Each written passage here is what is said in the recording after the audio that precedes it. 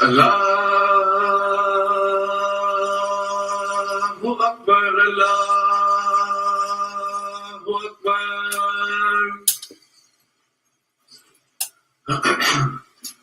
Allahu Akbar, Allahu Akbar. Ashhadu an la ilaha illallah.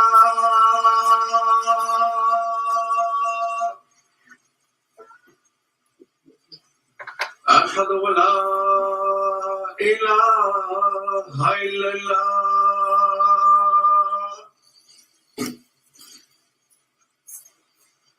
أشهد أن محمدا رسول الله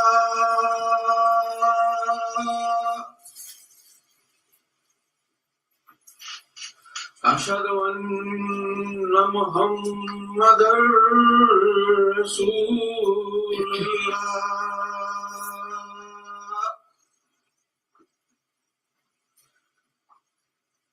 حي على الصلاة حي على الصلاة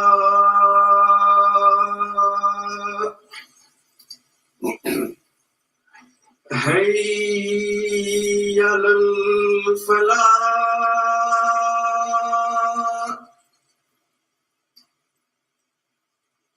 حي على الفلاح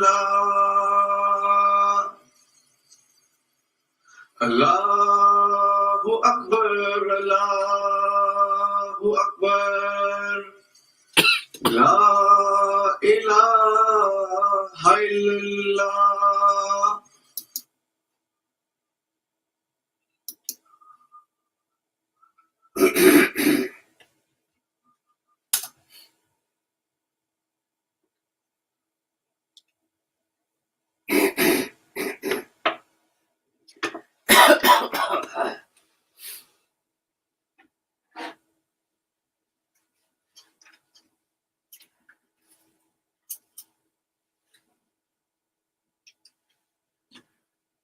أشهد أن لا إله إلا الله وحده لا شريك له وأشهد أن محمدا عبده ورسوله أما بعد أعوذ بالله من الشيطان الرجيم بسم الله الرحمن الرحيم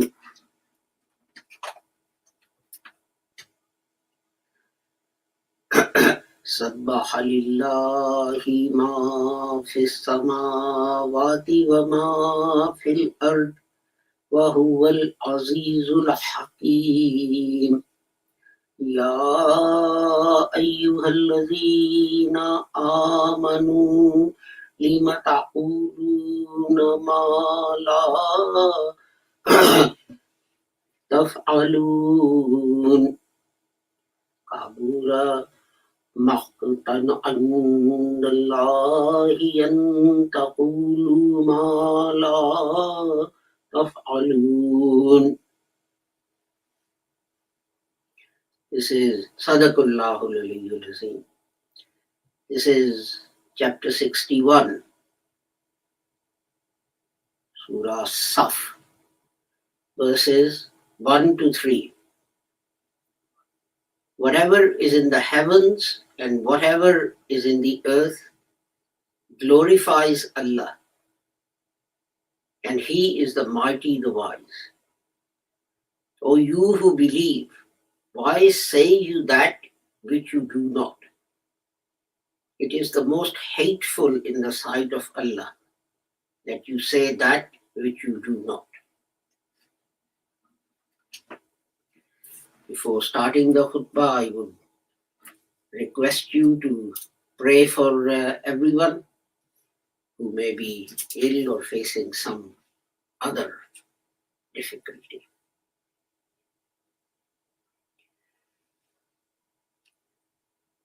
This khutbah is related to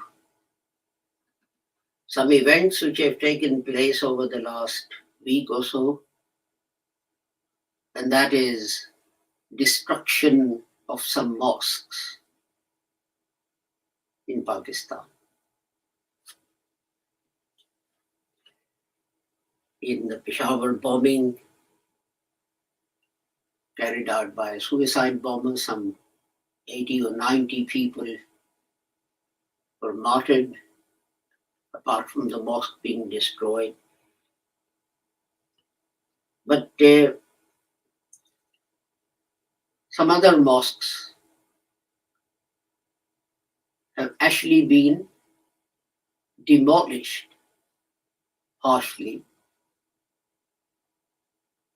The minarets and so on have been demolished because those mosques belong to a community that the majority living in Pakistan does not agree with. You see, people are fond of asking this question. Why are Muslims in such a sorry state? Whether it is financially, morally, spiritually, educationally, whatever. When Muslims can't even defend themselves against attack unless they have support of either the atheistic nations or Christians of the West. I remember in 1965 when there was a war between India and Pakistan, United States put an embargo on the supply of spare parts and so on to Pakistan. This is although Pakistan was their ally and supporter and a member of SEATO and CENTO and God knows what else. And it turned out that after 2 weeks, Pakistani jet fighters and bombers and tanks and everything ground to a halt because they just didn't have the spares to repair them, to carry on using them. That is just one example of the sorry state which should embarrass every Muslim. But it doesn't. And we ask these questions and we have long debates in drawing rooms and dining rooms and conferences, etc. The simple answer is, it's very easy, that yes, we are behind financially and educationally and the ability to defend ourselves and so on. But the reason for that is we need to address the reason for that. And the reason for that is that we have abandoned the spiritual and moral teachings in the Holy Quran. And the examples are, there are many examples. 5 daily prayers, we concentrate not on the prayer itself, not on creating a link between our souls and Allah, but on the ritualistic, formal part. Did I wash enough? Is my beard long enough? Did I wet all the hairs of my beard when I washed my face? Is my pajama or trousers or shalwar or whatever it is the required number of inches above my ankle? Does my hijab cover all of my hair? Or is there one tiny hair showing through my hijab? That is what we concentrate on. And not on the spiritual and moral aspects of the prayer. Not on concentrating in creating a link with Allah. Now, I often relate this story about the man who went to Hajj, and when he was coming back, he prayed to Allah. He wanted to know, he was an old man, and he wanted to know whether his Hajj had been accepted or not. So he prayed to God, and the answer he got back was no, your Hajj wasn't accepted because you didn't fulfill the spirit of Hajj. Being an old man and not knowing whether he'd be able to return again to perform another Hajj, he cried and he prayed to Allah and he asked, was anyone's Hajj accepted? And God showed a man whose Hajj had been accepted. So this person sought out that man. Who was he? Why was his Hajj accepted? What did he do? What was missing from my Hajj that God said that it's not acceptable? So he sought out this man and he asked, the man opened the door and he grabbed him and embraced him. And the man was taken aback and he said, is everything okay? And he said, yes. I just wanted to hug the man whose Hajj had been accepted. And the man said, but I was never at Hajj. This year or any other year. I set out, I got to the end of the road and heard some orphans crying of hunger. So I gave all the money that I had saved for Hajj to their mother to feed them, and I came back.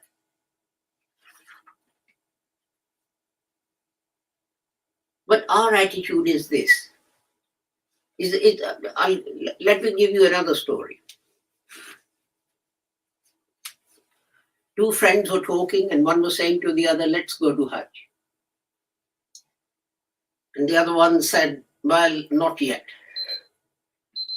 So the first one said, why not? The second one said, well, your kids have grown up and taken over your business. So you can easily stop lying and cheating now.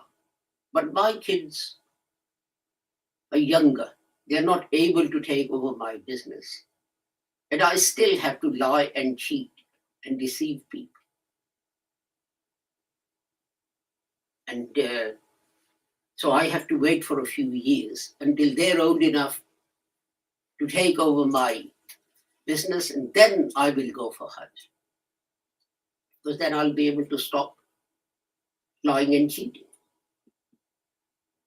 Actually, this is not a lot different from the story we have on the news these days with the agents of British Gas literally breaking into people's homes and installing prepayment meters. There was one lady who came home. She had gone shopping. There was no one home.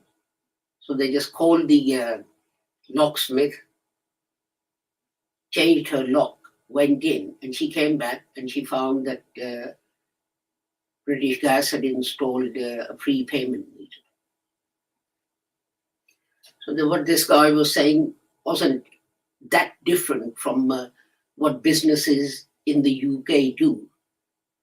And especially the utility companies and energy companies are doing these days to disadvantage people, to pensioners and to single parents on universal credit and so on.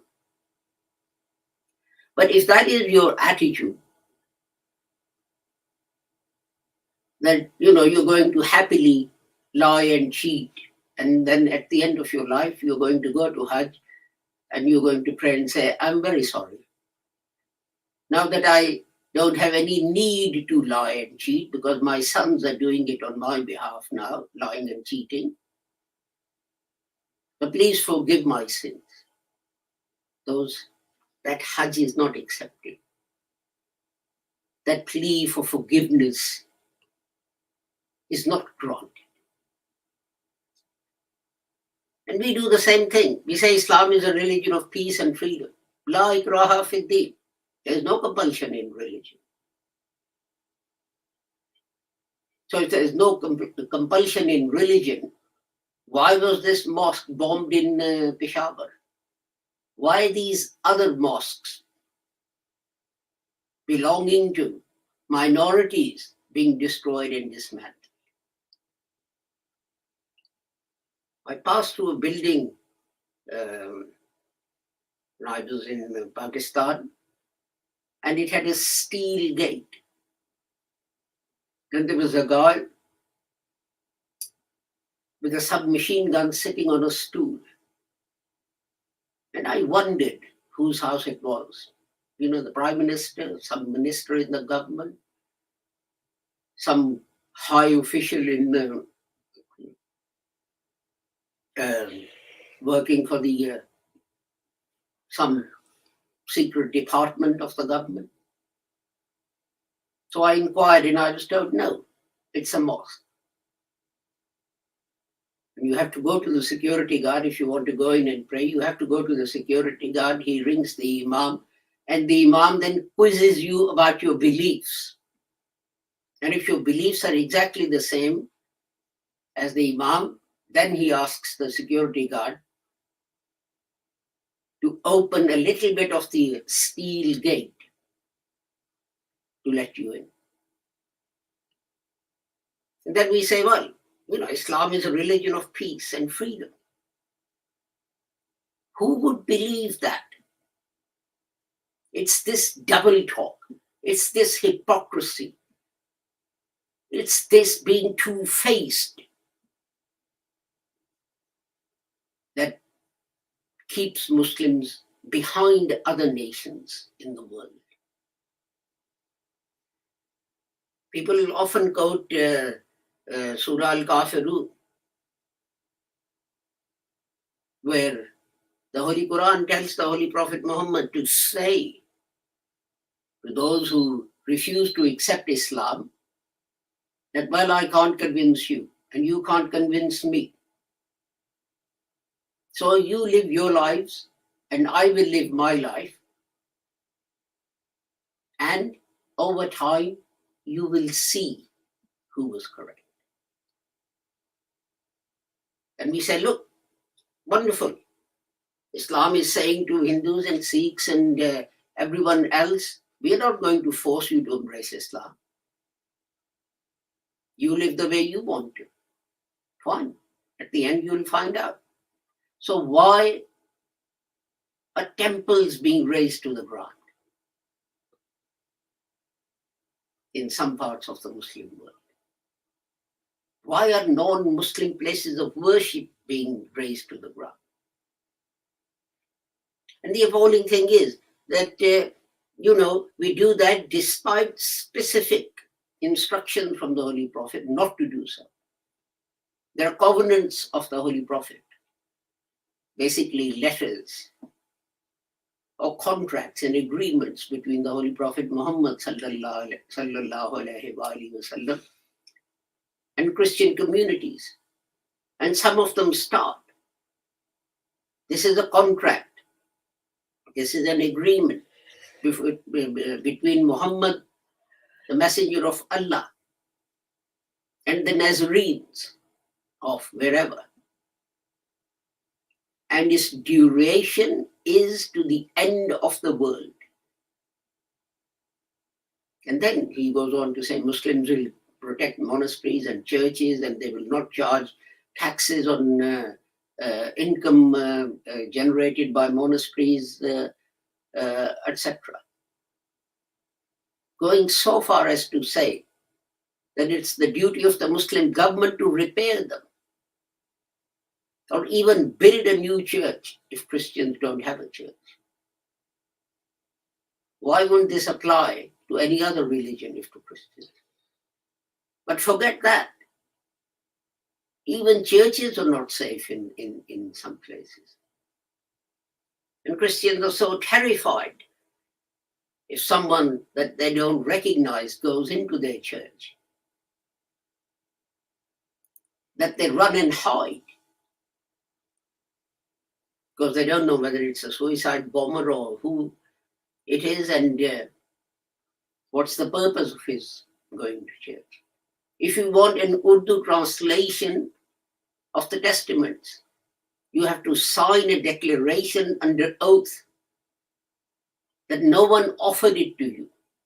No one has preached Christianity to you. You went of your own free will and asked for it. And that's why you're being given this Urdu translation of the Old Testament or the New Testament, etc. While the Holy Quran says that the Testaments contain revelation to Moses and Abraham and Jesus and David and Solomon and so many other prophets.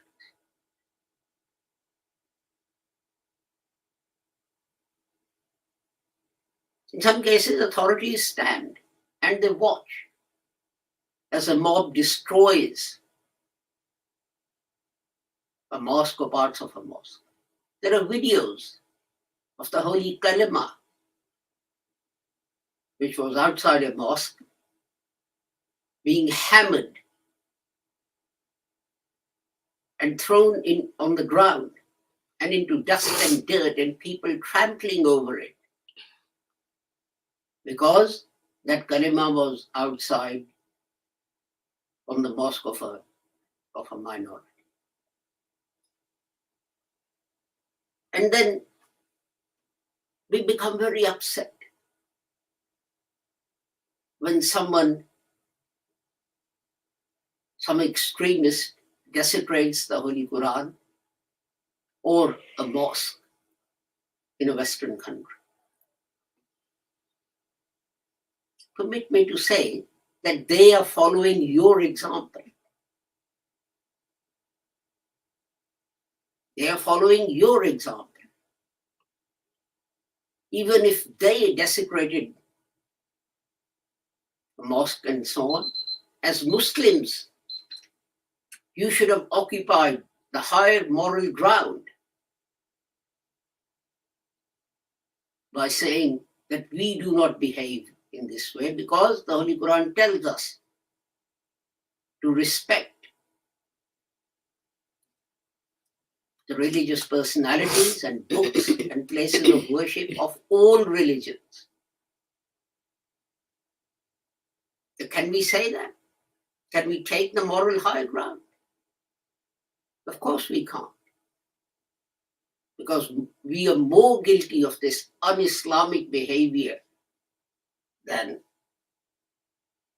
anyone else. It's interesting, isn't it? That no one ever demands, let's say a Western country demolishes a mosque or desecrates the Holy Quran in some way. No Muslim ever demands that country X gave us 50 million pounds in aid last year. Let's return that. We'd rather starve to death.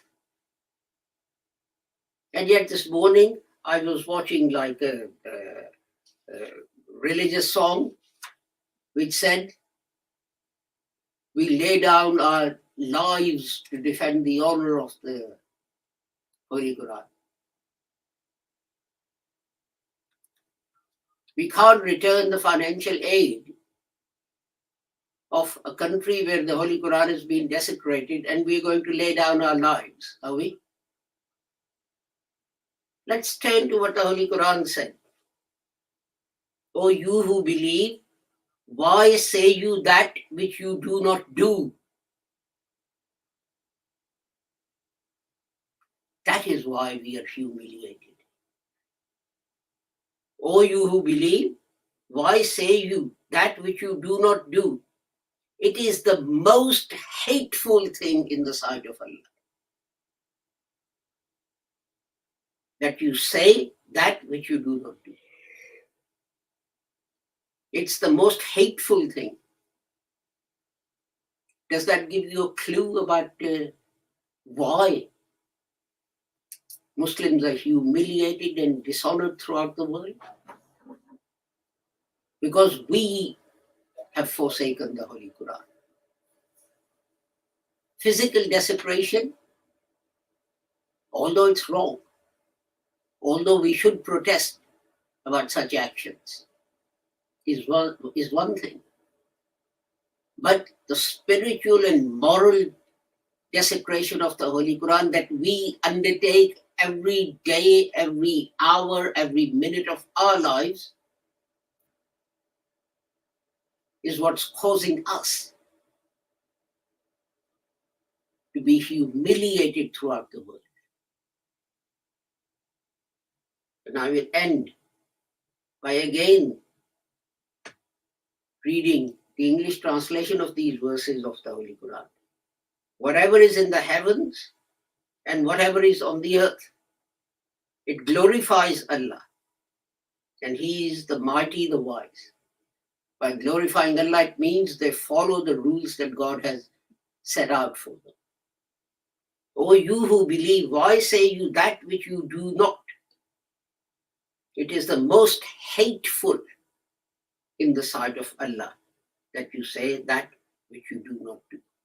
You don't have to have big conferences. Just that is enough to show why Muslims are humiliated throughout the world. بارك الله لنا ولكم في القرآن العظيم ونفعنا وإياكم بالآيات والذكر الحكيم إنه تعالى جواد كريم ملك بر رؤوف رحيم.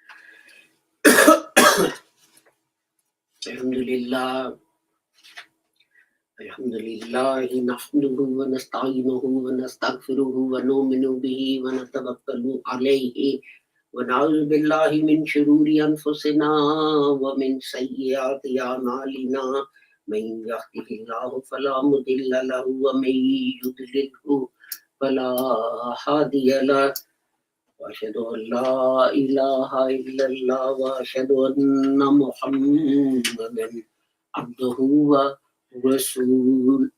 اللهم صل على محمد وعلى آل محمد كما صليت على إبراهيم وعلى آل إبراهيم إنك حميد مجيد. اللهم بارك على محمد وعلى آل محمد كما باركت على إبراهيم وعلى آل إبراهيم إنك حميد مجيد. اللهم انصر من نصر دين محمد صلى الله عليه وسلم واجعلنا منهم. اللهم اخذل من خذل دين محمد صلى الله عليه وسلم ولا تجعلنا منهم. عباد الله رحمكم الله إن الله يأمر بالعدل والإحسان وإيتاء ذي القربى وينهى عن الفحشاء والمنكر والبغي يعظكم لعلكم تذكرون. اذكروا الله يذكركم وادعوه يستجب لكم ولذكر الله أكبر والله يعلم ما تصنعون.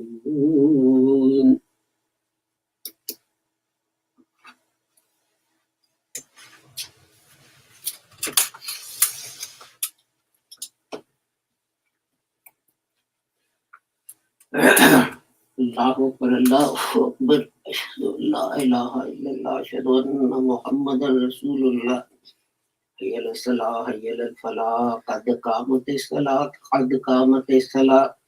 اللہ اکبر لا الہ الا illallah. Allahu Akbar.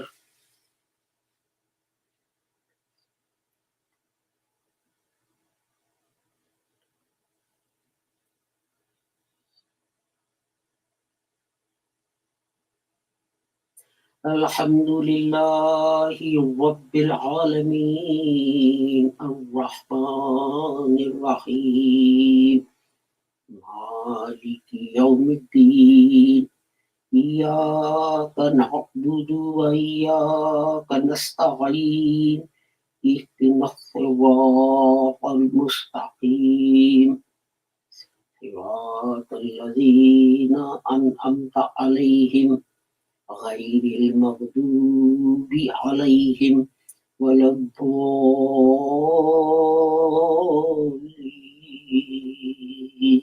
Amin.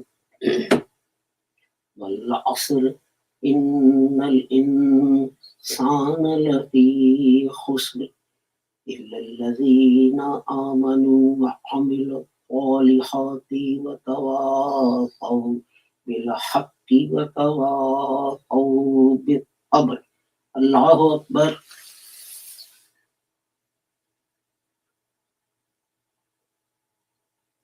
سمع الله لمن حمده. ربنا الله أكبر.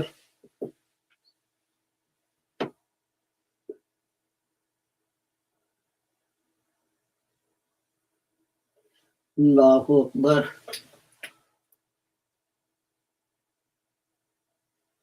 الله أكبر.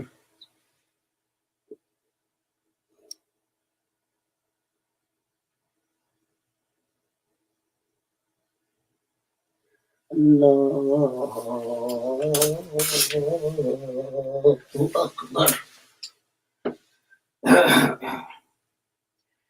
الحمد لله رب العالمين الرحمن الرحيم مالك يوم الدين إياك نعبد وإياك نستعين اهدنا الصراط المستقيم صراط الذين أنعمت عليهم غير المغضوب عليهم ولا الضالين.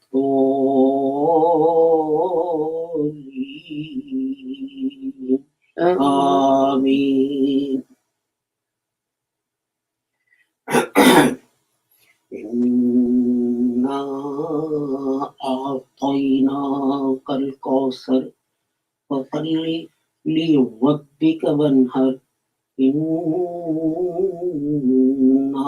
شانئك هو الأبتر. الله أكبر.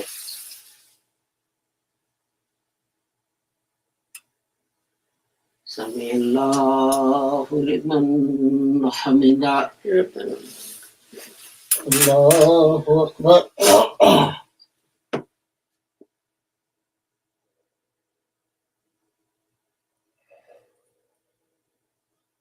الله أكبر.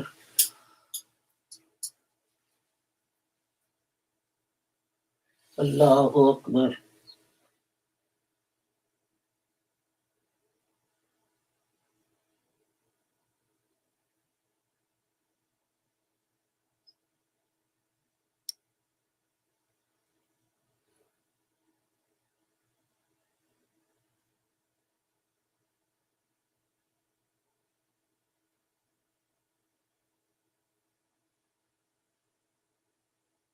الله أكبر.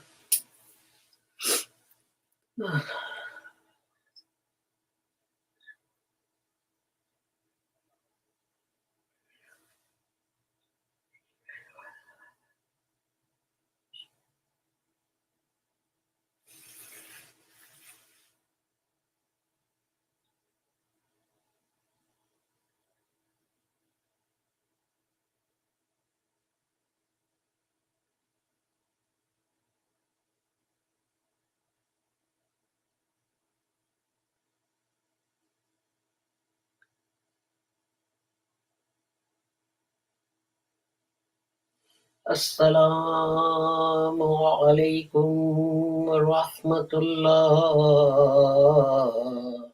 Assalamu alaikum wa rahmatullah. Astaghfirullah, astaghfirullah. ربنا آتنا في الدنيا حسنة.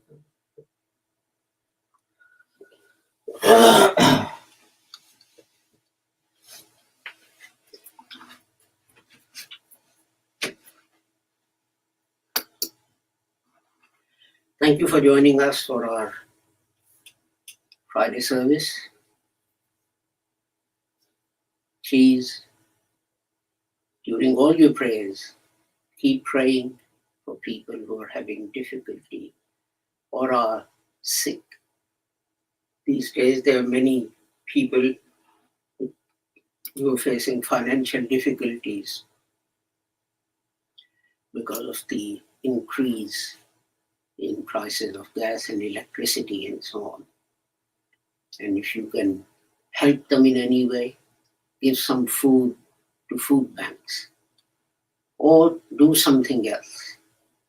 Invite them around your house one day a week so that they can switch off the central heating in their house and save some money.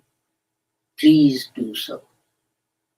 Do something practical to help your fellow man or woman. With that, I take my leave of you. Whoever you are, wherever you may be, may Allah keep all of you safe and sound and free from harm. Assalamu alaikum, Khuda Hafiz, and goodbye.